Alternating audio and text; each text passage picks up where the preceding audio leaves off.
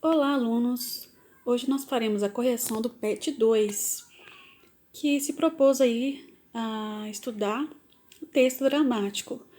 Texto dramático nada mais é que o texto teatral, né? Então, isso aqui vocês já leram, vamos à correção das atividades. Nós temos um trecho aqui do Alto da Compadecida, né, que é um livro do Ariano Suassuna. Muitos de vocês devem já ter ouvido falar do filme, né? Ou assistido o filme. Se não assistiram, é um ótimo filme. Assistam. E temos aqui a cena, um pedaço, né, da cena para vocês lerem. E vamos às questões. Quantos personagens participam desse diálogo que você acabou de ler? Então, quantos personagens participam desse diálogo? 3 personagens, né? De qual personagem você mais gostou? Justifique sua resposta. Aí já é uma resposta pessoal, né, gente? A partir da leitura de vocês, vocês vão escolher o personagem favorito. O meu, particularmente, é o João Grilo. Observe cada fala e responda. Na frase, que gritaria é essa? Por que você acha que foi colocado esse ponto? Qual seria o tom de voz do padre neste momento? Então, esse ponto de interrogação foi colocado para marcar um questionamento. Podemos inferir, né, que o tom de voz do padre é de descontentamento, né, diante dos gritos que ele escuta. Então, nós podemos, através desse ponto de interrogação, nos faz pensar que ele falou num tom mais exaltado, né? Que não não falou de forma calma. B. Padre, com desprezo. Um cachorro? Na frase acima, qual orientação foi colocada entre parênteses? Para que foi utilizada essa orientação? Como você imagina que seja a expressão facial do personagem neste momento? Por quê? Então, nós temos aqui, 4 perguntas, né, em uma questão só. Então, muito cuidado ao responder, não esqueçam de responder nenhuma pergunta. E eu sempre falo para vocês, para responder de forma que a pessoa já saiba do que se trata só lendo a resposta. Né? Eu gosto de uma resposta completa e eu sempre ensino isso para vocês. Então vamos lá. Qual orientação foi colocada entre parênteses? A orientação colocada em parênteses refere-se ao sentimento e expressão facial do padre no momento da fala, que foi o quê? Com desprezo. Foi colocada. Vamos lá. Segunda pergunta: para que foi utilizada essa orientação? Foi colocada para que o leitor possa imaginar o tom do personagem e também para orientar o ator na hora da encenação dramática, né? Como você imagina que seja a expressão facial do personagem nesse momento e por quê? Imagina-se a expressão do padre de insatisfação. Por quê? Devido à orientação do desprezo colocada, né? Porque estava entrando um cachorro na igreja, né? Então isso não agradou o padre. Vocês podem até completar aí com isso, tá? Então, muito cuidado ao responder essas questões, que tem mais de um questionamento, né? Na mesma questão. Chicó. Mas, padre, não vejo nada de mal em se benzer o bicho. Por que foi usado o ponto final? Qual seria a intenção de Chicó nesse momento? O ponto final. Então, nós temos aqui 2 perguntas. Por que foi usado o ponto final e qual seria a intenção de Chicó nesse momento? O ponto final foi colocado para marcar o fim da fala de Chicó. A intenção dele era de convencer o padre a benzer o cachorro. Essa era a intenção de Chicó. Vamos agora para a semana 2, né? Continuando o texto teatral aí. Pesquise o que é rubrica em um texto teatral. Localize as rubricas no texto Alto da Compadecida. Então, a rubrica é usada em roteiros de cinema ou teatro para indicar gestos ou movimento dos atores. Então, quando nós vemos aqui, vamos voltar lá. Padre, desfazendo-se em risos. Zangar nada, João, falei por falar, mas também vocês não tinham dito de quem era o cachorro. Então, esse desfazendo-se em risos é uma rubrica que mostra de que forma, com que expressão o padre, né, fez essa fala aí. Então, a rubrica é isso, tá? É para dar alguma informação a mais do movimento e das expressões dos personagens, tá? Então, pediu pra gente localizar as rubricas no texto. Então, eu coloquei aqui, todas as rubricas. Padre, aparecendo na frente da igreja. Que gritaria é essa? Padre, com desprezo. Um cachorro? Padre, desfazendo-se em risos. Zangar nada, João. Falei por falar. Mas também vocês não tinham dito de quem era o cachorro. Padre, digam ao major que venha. Eu estou esperando. Entra na igreja. Então, tudo isso aí que está entre parênteses são as rubricas, né? Que estão colocando aí mais informações sobre os movimentos, né, e gestos dos atores. 2. Leia a última fala e responda. Onde a cena se passa? O que indica a ação do padre? Qual a sua intenção ao entrar na igreja? Então vamos lá. Onde a cena se passa do lado de fora da igreja. O que indica a ação do padre? A ação do padre ao entrar na igreja indica que ele concordou em benzer o cachorro, né? E é essa mesma resposta para a intenção do padre ao entrar na igreja. A intenção é benzer, né? Fazer ali a bênção do cachorro. Ainda sobre o fragmento da peça O Alto da Compadecida, é possível perceber relações de poder entre os personagens? De que maneira? Sim, percebe-se através das falas do padre que somente benzerá o cachorro por ele ser de alguém que é influente na cidade, né? Se fosse, por exemplo, do Chicó ou do João Grilo, ele não teria a mesma reação. Então nós podemos ver aí relações de poder, né, entre as classes sociais aí na cidade. 4. Leia o poema e responda. Então vocês vão ler o poema, né, gente? Não vou ler aqui não, porque senão vai ficar muito grande o vídeo. Mas vocês podem ler, é um poema muito interessante. Então vamos lá. Não troco meu oxente pelo ok de ninguém. Que crítica o escritor Ariano Suassuna e também o poeta popular Marcílio Siqueira fazem nessa frase? A crítica colocada em pauta refere-se aos costumes estrangeiros que trazemos para o Brasil. Valorizamos demasiadamente a cultura estrangeira, quando deveríamos valorizar o que é de nossa própria cultura. Então essa foi a crítica, né, do Ariano Suassuna. A valorização exacerbada daquilo que não é nosso, daquilo que não é do nosso país, daquilo que não é da nossa cultura. B. A palavra oxente é comum em que região do Brasil? Então, a palavra oxente é uma expressão comum da região nordeste do Brasil. Vocês percebem aí, eu tenho certeza. Vocês respondem assim, a palavra oxente é comum em que região do Brasil?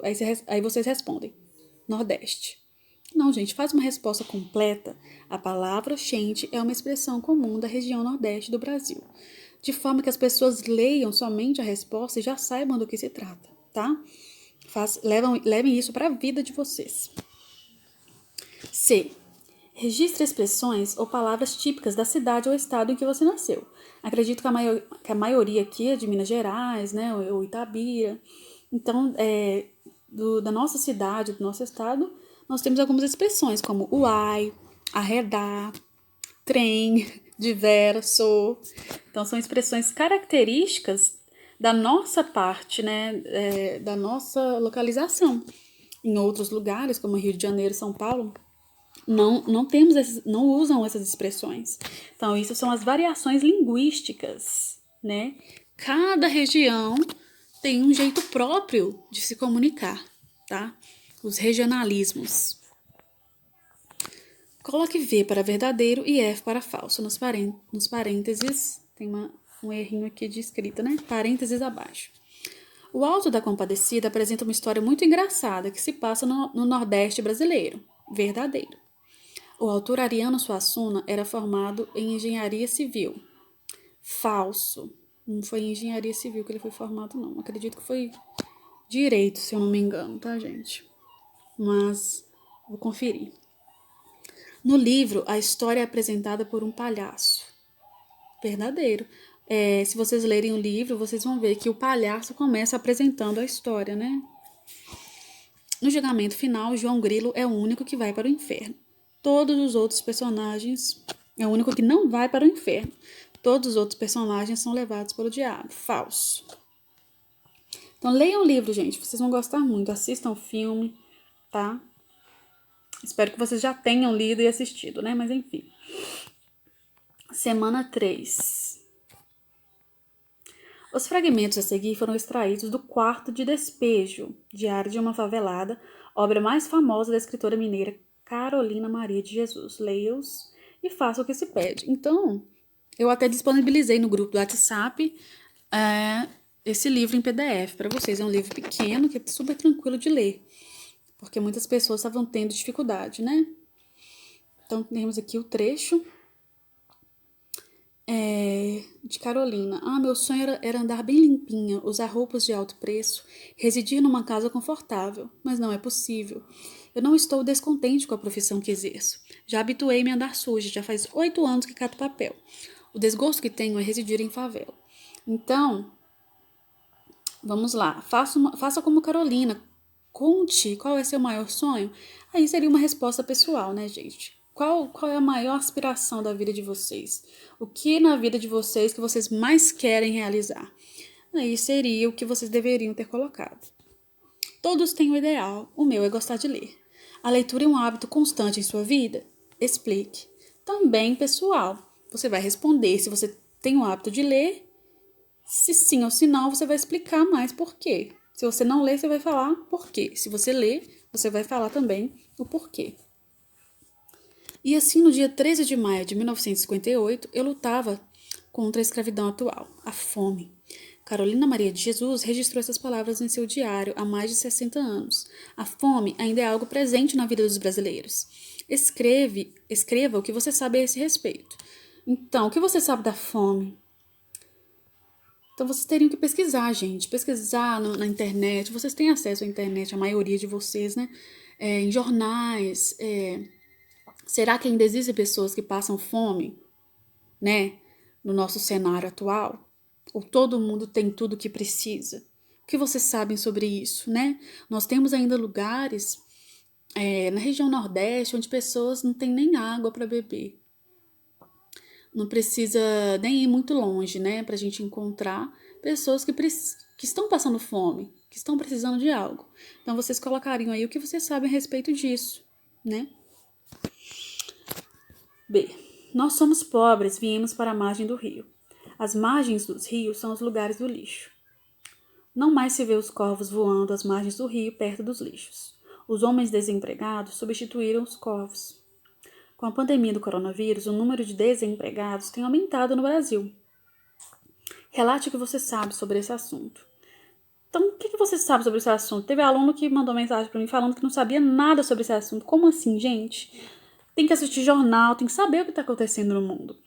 A pandemia aumentou significativamente o desemprego. Alguns pontos comerciais que tiveram que interromper seus funcionamentos tiveram prejuízo, ocorrendo assim a demissão de muitas pessoas. Então, alguma coisa sobre isso vocês deveriam saber e colocar aí para mim, tá? Então, nós temos aqui um trecho, né?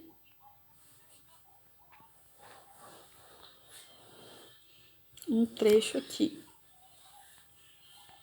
que vocês deveriam ler, né?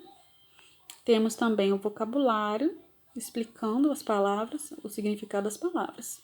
Então, vamos às perguntas.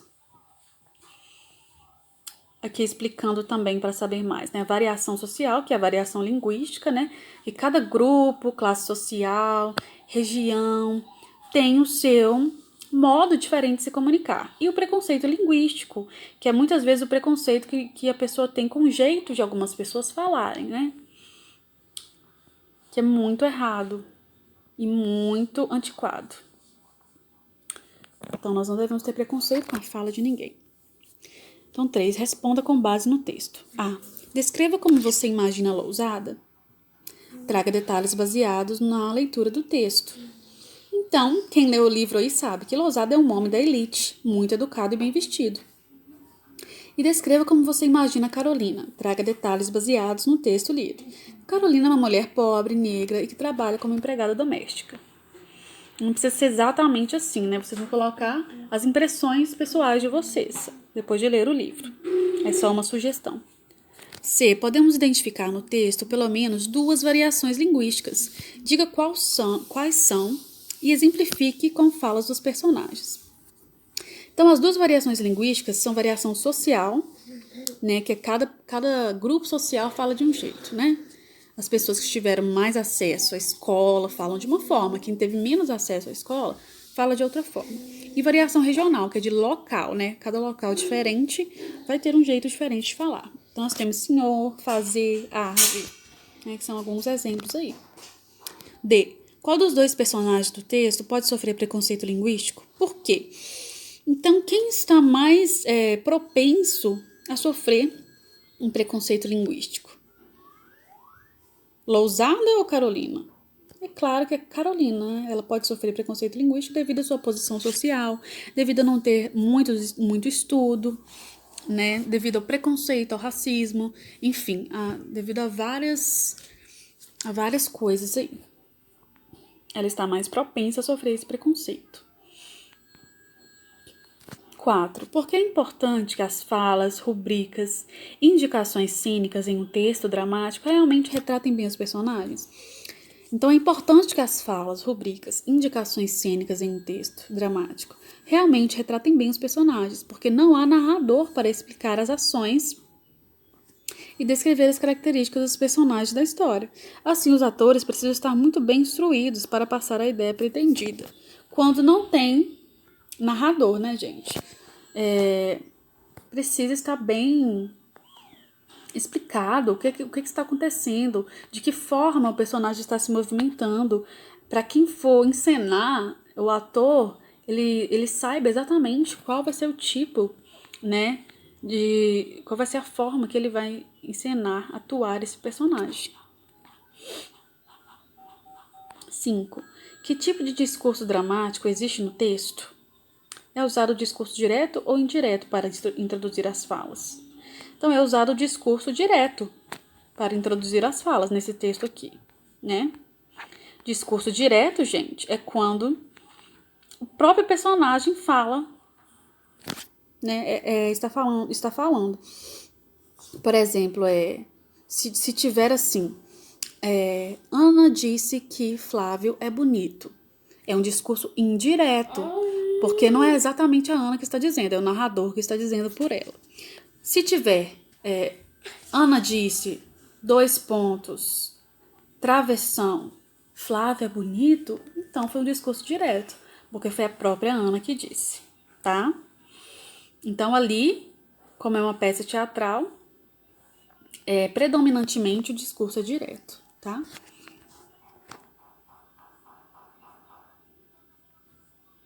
Então vamos lá, mais uma atividade aqui. Nós temos 2 textos de semana 4, tá? Era uma vez um reino sonolento, que é o texto 1, e o texto 2, o reino adormecido. Vocês devem ler esses 2 textos para responder as questões. Então, quais são os personagens do texto 1 e do texto 2? Do texto 1, o rei, a rainha, a princesa e os súditos. Apesar da rainha e da princesa não terem falas, elas estão ali mencionadas, né? Então, são personagens do texto. E do texto 2, súditos 1, 2 e 3, Arauto e Princesa Clarice. Também a Princesa Clarice não tem falas, né? Mas ela é mencionada. Então, ela também é um personagem do texto. 3. Preencha a tabela abaixo. Critérios de comparação. Então, vamos lá. O texto 1 e 2 possui narrador, isto é, uma voz que conta a história? Sim. Os dois textos iniciam com o narrador explicando o ambiente e tal. Há falas de personagens, como aparece no texto? Sim. No texto 1 tem fala e no texto 2 também a fala dos súditos, tá? Apesar de no texto 1 ser predominantemente o narrador, nós temos algumas falas lá também. Como são caracterizadas as personagens no texto 1? Um rei barbudo, uma rainha bondosa e uma linda princesa. No texto 2, os súditos moradores do reino cantam e dançam uma música animada, jogam confete e serpentina na plateia. Então, o que nós temos de informação no texto 2 é isso aqui dos personagens, né? Não tem característica bonito ou feio, mas tem como eles estavam, né? A gente pode inferir que eles estavam bem felizes. Como é apresentado o ambiente? No texto 1, um grande castelo de torres muito altas. Neste reino tão comum, havia também centenas de súditos que moravam do lado de fora do castelo. Então, no texto 2, Praça do Reino, bastante colorida, é dia de festa, no centro da praça, ao fundo, vê-se uma torre com um relógio bem grande e alto. Então, que tipo de discurso aparece no texto 1 e no texto 2? No texto 1, é predominantemente discurso indireto. Né? A maioria do texto é narrado pelo narrador. No texto 2, a predominância é de discurso direto, né? Que tem mais falas dos personagens do que falas do narrador. Né? 5. Agora responda. Quais as características do texto dramático escrito? Então, nós podemos observar que, geralmente, existe um narrador, né? Há personagens em um ambiente em que acontece a história e há falas dos personagens, né? De uma forma bem geral, as características são essas. Então, aqui na 6, nós temos aqui uma cena, né, que nós deveríamos reescrever, corrigindo as coisas que talvez estariam erradas. Pontuação, né? Colocando aí algumas informações, vocês poderiam, então, usar a criatividade de vocês, né? E eu fiz aqui a minha, né, gente? Aqui tá faltando a travessão para indicar a fala dos personagens, tá faltando ponto de exclamação, tá faltando vírgula, tá faltando informação. Não tá muito raso isso aqui.